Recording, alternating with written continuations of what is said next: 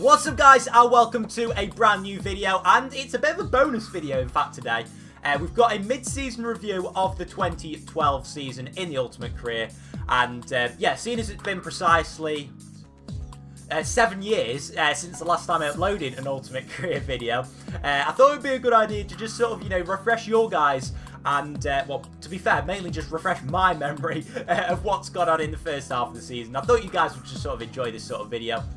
So yeah, leave a like down below if this is, the sort of video which you do like to see. And yeah, for the rest of the 2012 season and probably the 2013 season as well, I'm thinking of doing 2 races in one episode. So the next episode will be out on Monday, and that will be Italy and Singapore. So yeah, they're going to be 25% races till the end of the season, just to sort of get through the races before sort of I go to uni. So yeah, I hope you guys do enjoy that. Leave a like down below, like I say, if you do enjoy this. And yeah, without further ado, let's get into the review. So the first race of the season took us to the Albert Park circuit in Australia, the traditional start to the season, and the same place which we got a podium at the start of the 2011 season. Now, qualifying went alright. We managed to bag P5 in Q3, but it was Sebastian Vettel on pole for the first race of the season, and off the line we actually managed to get quite a good start. Unlike a lot of times in 2011, you can see here going into turn 1, already making up positions up into P4, and then eventually up past Mark Webber into P3. And then we made a stupid move down the inside of Kamui Kobayashi, still on the first lap of the race, a very rash move to start the season off, and all of a sudden we were down into P6. We did, however, manage to make these positions up pretty quickly, getting past Perez, and then a great move past Sebastian Vettel through the exit of turn 1. And then somehow we didn't crash into Kimi Raikkonen and managed to get up into P3. Now it was a battle to the end with Mark Webber, you can see here on lap 16, and a similar move to what we did on Kobayashi on lap 1, except this time it worked, and the following laps ensued a brilliant battle with Mark Webber, but unfortunately we weren't able to get the upper hand. You can see on the straights we were just getting absolutely mugged. That's a beautiful move around the outside, but there at the start of lap 29 Webber gets past us, we run out of fuel, and it is P3 for the first race of the season. Kamui Kobayashi took the win in the race, so he was leading the Drivers' Championship ahead of Webber and myself. So we left Australia in pretty good spirits and onto the Sepang circuit in Malaysia. A track which is far from my favourite on the calendar, but once again we were looking to get a podium finish to pretty much get a good consistent start to the season. And once again it was P5 for us in qualifying. You can see Fernando Alonso and Sebastian Vettel on the front row of the grid. But here you can see at the start of the race we get a brilliant start, nearly getting alongside the McLaren of Lewis Hamilton at the start, up into P4 before turn 1.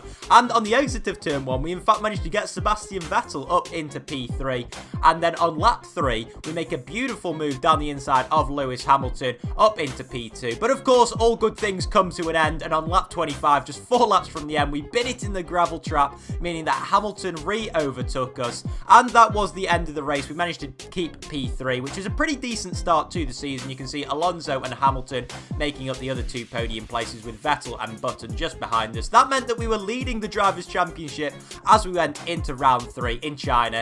Let's see how we got on. Yes, the Chinese Grand Prix was the 3rd race on the calendar, and once again, not one of our favourite circuits, and a circuit which traditionally has not been a favourite of mine. But, well, this year, we in fact managed to qualify very well. It was our best qualifying of the season to date, on the front row of the grid alongside Fernando Alonso and ahead of the other Ferrari of Felipe Massa. Off the line, we got another good start, but it just wasn't quite enough to get ahead of Alonso going into turn 1.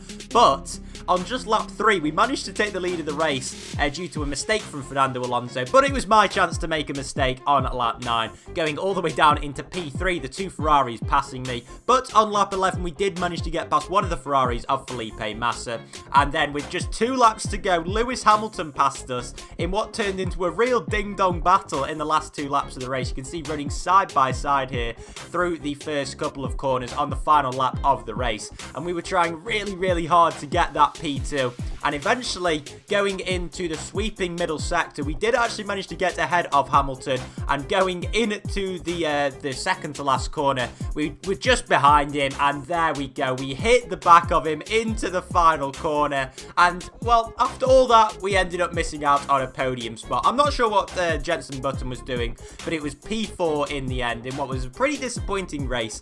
You can see Alonso, Hamilton and Massa all on the podium, but we did manage to get ahead of Button somehow, and we were now down into P2 in the Drivers' Championship as we went to Bahrain. Yes, the final flyaway of the first part of the season took us to the Bahrain International Circuit, and that meant that we were just one round away from the European season. But Asia had treated us pretty well, it has to be said, and coming across the line for our qualifying lap, it was once again P2 in qualifying, and it was a British 1-2-3. Yes, we split the two McLarens going into Sunday, and as you can see, revving up to the 5 red lights, we got our first poor start of the season, getting a lot of wheel spin off the start, meaning that Jenson Button in fact passed us on the run into turn 1, but he actually got the lead of the race, and we ended up passing Hamilton and then Button at the end of lap 1 and the start of lap 2 respectively, a lead which we kept until lap 8, and of course, well, it all went wrong again. We went into the wall, got stuck on an auto spin curb, and that meant that we were down in P18 after replacing our front wing on lap 9, but some great overtakes throughout the course of the race brought us right back into contention, getting past Perez, Rosberg, and then Grosjean,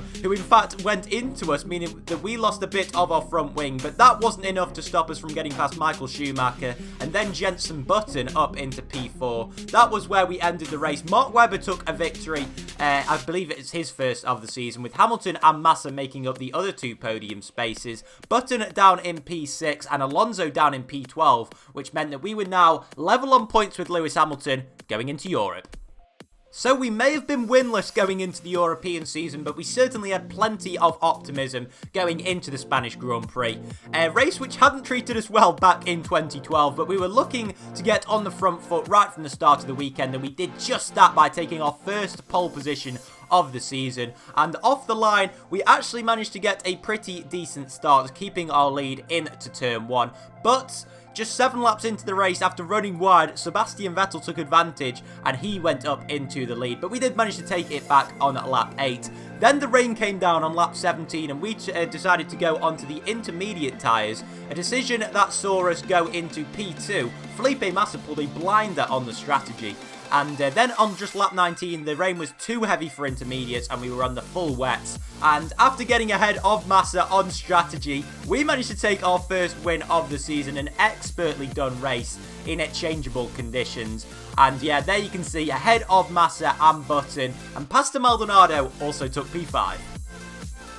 Monaco is without a doubt the most glamorous race on the calendar in Formula 1, but the question was, could we take victory at the place, which we did so last year? And well, we went from hero to zero very quickly. As you can see in Q3, we had a crash with the barrier, meaning that we were starting in P10 going into the race, and we had it all to do, but a great start, as you can see here, didn't really materialise, and we in fact only ended up making 1 position on the first lap of the race, but a couple of lovely moves going into the final section of the circuit, firstly on Alonso and then on Roman Grosjean, brought us right back into contention, as did our tyre management. For the first time this season, we managed to run longer than a lot of the other drivers, and with just 6 laps to go, we pitted for our soft tyres and emerged in P6. That then turned to P5 as Schumacher was stuck behind a back marker, and after a lovely move on Nico Rosberg, we in fact managed to get up to P4, something which we kept until the end of the race. As you can see, Sebastian Vettel took the victory in the race ahead of Jenson Button and Mark Webber.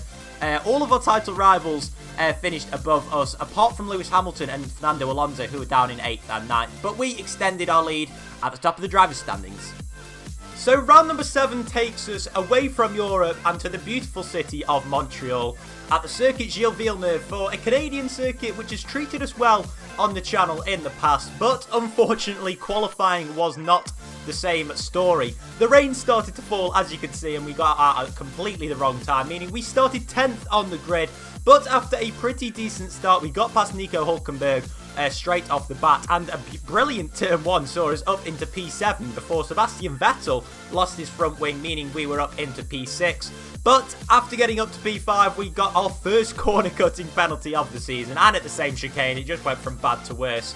An awful weekend all in all, and that saw us come home in a very disappointing 13th place and an awful Grand Prix. Luckily though, we were still leading the Drivers' Championship by 2 points going into the next round.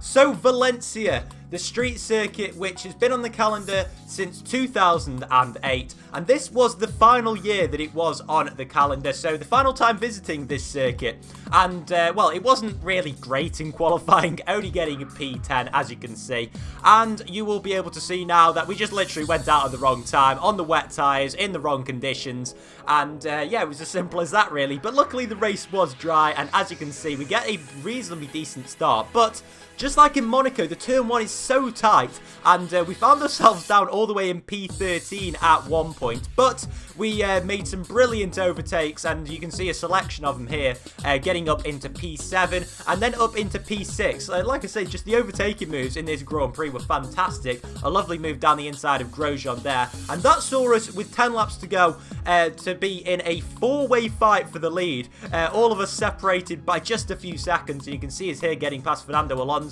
and then Sebastian Vettel up into P2, but unfortunately Jenson Button was too far away. We go full retard once again, and with just 3 laps to go, we completely bottle it, and we even got a penalty just for good measure.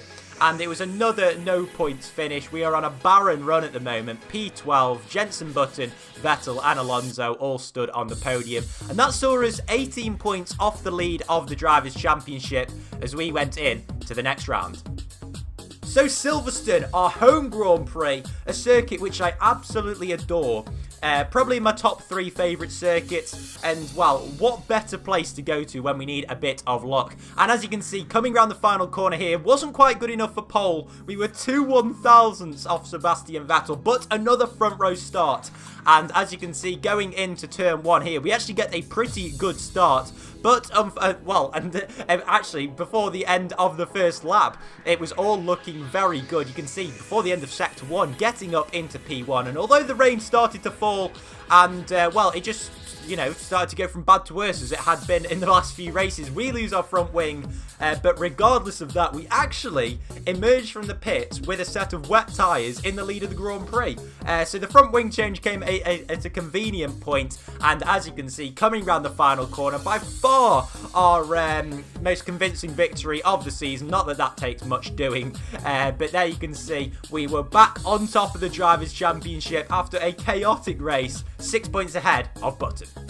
After a win in Silverstone, it was the Hockenheim Ring next up, and a circuit which only appears on the calendar every couple of years, alternating with the Nürburgring. But this is definitely my favourite German track, and what a place to come when the momentum's with us. Once again, we had a front row start. This time it was P2 once again, and as you can see, we get a good launch, and that was fortunately enough, as you can see, to get us up into P1 after turn 1, and that was pretty much the same up until lap 27, where we realised that we were experiencing horrific tyre wear, meaning we had to do one more stop than everyone else. And when we came out of the pits in P2, it was looking as if it was going to be straightforward, but not when Lewis Hamilton and Jenson Button both swept past us. Luckily though, we did manage to get back past Button on lap 29 and Hamilton on lap 30, and all of this meant we had a last lap showdown with Fernando Alonso. There were back markers in the way which hindered his exit off the turn 6 hairpin, and we took advantage of that and swept down the inside for by far the most dramatic race victory that we've had all season. And there you can see that means that we have a 19-point gap ahead of Jenson Button as we go into the Hungarian Grand Prix, which marked the halfway part in the season. And here you can see the Hungaroring, well, yeah, I suppose the traditional halfway mark in the F1 season. And it was round number 10 in this season of a 20-race calendar. And, well, if Germany was the race which we left sort of punching the air, this was the one which we left scratching our heads, because as you can see, we took pole position in another British 1-2-3 in qualifying, but the race was a far different story. Lewis Hamilton passing us on the run down into turn 1, so he'd passed us before turn 1 had even come up, and we just had no grip whatsoever, and this was on lap 4, so as you can see, Alonso passed us there.